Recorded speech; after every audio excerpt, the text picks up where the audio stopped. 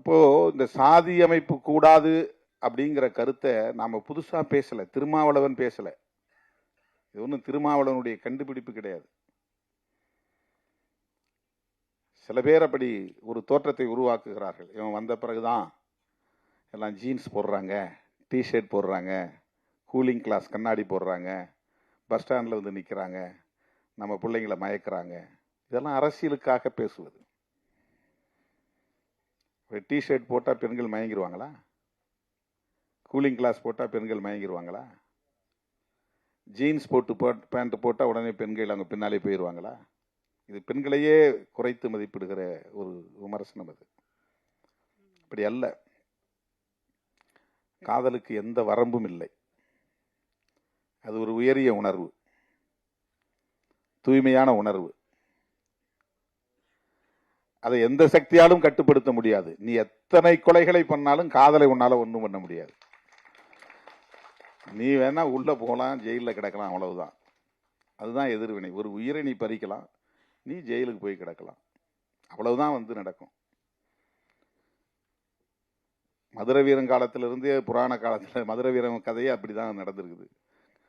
சாதி விட்டு சாதி. காத்தவராயன் கதையே அப்படிதான் நடந்திருக்குது. காத்தவராயன் ஆரியமாலா கதைன்னு நினைக்கிறேன். நிறைய கதைகள் அப்படி இருக்கு. நிறைய குலதெய்வ கதைகளை போனீங்கன்னா நிறைய சாதி விட்டு சாதி திருமணம் செஞ்சு அதனால படுகொலை செய்யப்பட்டு அப்படி கொல்லப்பட்டவர்களையே அம்மனா வழிபடுறாங்க, இல்லைன்னா ஐயனா வழிபடுறாங்க. ஐயனார், ஐயன்,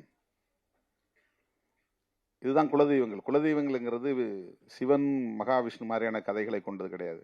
நம்மோடு வாழ்ந்தவர்கள் மடிந்திருப்பார்கள். அவர்கள் நமக்கு முன்னோர்களாக பாதுகாவலர்களாக இருந்திருப்பார்கள். அவர்கள் அந்த நமக்காக நம்முடைய குலத்தை காப்பதற்காக ஆயுதம் ஏந்தி இருப்பார்கள், வெட்டுப்பட்டு இருப்பார்கள், களத்திலே பலியாகி இருப்பார்கள். அவர்களை நினைவு கூர்ந்து நடுகள் நட்டு அவர்களை வழிபாடு செய்கிற ஒரு முறைதான் குலதெய்வ முறை வழிபாட்டு முறையாக மாறி இருக்கிறது. அப்படி நிறைய தரவுகள் உண்டு. இப்போ நாமெல்லாம் பெருந்தெய்வங்களை கும்புற வழக்கம் நமக்கு கிடையாது. ஊருக்கெல்லாம் போயின்னா முனியாண்டி, கருப்புசாமி, மாயவன், இப்படிதான் சாமி. இதெல்லாம் யாருன்னா நம்முடைய முன்னோர். அவங்களுக்கு இருந்த பேர். அவங்களுக்கு சாராயம் வச்சு படைப்பாங்க, கறி வச்சு கிடா வெட்டி கறி சமைச்சு படைப்பாங்க. இதெல்லாம் வந்து நம்முடைய வாழ்வியலில் இருந்த முக்கியமான கூறுகள். சாதி அடிப்படையிலான படுகொலைகள் நடந்து அந்த படுகொலைகளால் தியாகம் செய்த அவர்களெல்லாம் கடவுளாக்கப்பட்டிருக்கிறார்கள், நடுகளாக்கப்பட்டிருக்கிறார்கள். நடந்திருக்கு. இப்போ என்ன அதுல இருந்து தெரிய வருதுன்னா, இந்த சாதி அடிப்படையில் சாதி விட்டு சாதி திருமணம் பண்ணக்கூடாது, கலப்பு திருமணம் பண்ணக்கூடாது அப்படிங்கிற கருத்து இன்னைக்கு நேற்றுக்குள்ள ரொம்ப காலமா இருக்கு. காதல் ரொம்ப காலமா மனிதன் தோன்றிய காலத்தில் இருந்து இருக்கு. காதலுக்கு எதிர்ப்பும் அந்த காலத்தில் இருந்து இருக்கு. காதலின் பெயரால் சாதி விட்டு சாதி திருமணம் நடந்தால் ஆணவ கொலைகள், அது இங்கிலீஷ்ல ஹானர் கில்லிங்ன்றான். ஹானர் கில்லிங்னா கௌரவ கொலை. அதுல என்ன கௌரவம் இருக்குது? அது ஆணவம் தான். அது அதனால தான் ஆணவ கொலைன்னு இப்ப நம்ம அதை புதுசா அழைக்கிறோம். அதுல என்ன கௌரவம் இருக்கு? பெற்ற பிள்ளையை, 10 மாதம் சுமந்த பிள்ளையை, பாலூட்டி சீராட்டி வளர்த்த பிள்ளையை, கொஞ்சி குளவிய பிள்ளையை ஈவிரக்கமில்லாமல் வெட்டி சாய்க்கிற அளவுக்கு மூர்க்கம் வருகிறது என்றால் அது சாதியின் பெயரால் ஏற்படுகிற பித்துக்குளித்தனம். அது சாதி அவன் கண்ணை மறைக்குது, மூளையை செயல்பட விடாம தடுக்குது. ஆகவே அந்த ஆணவ கொலைகள் காலம் காலமாக சமூகத்திலே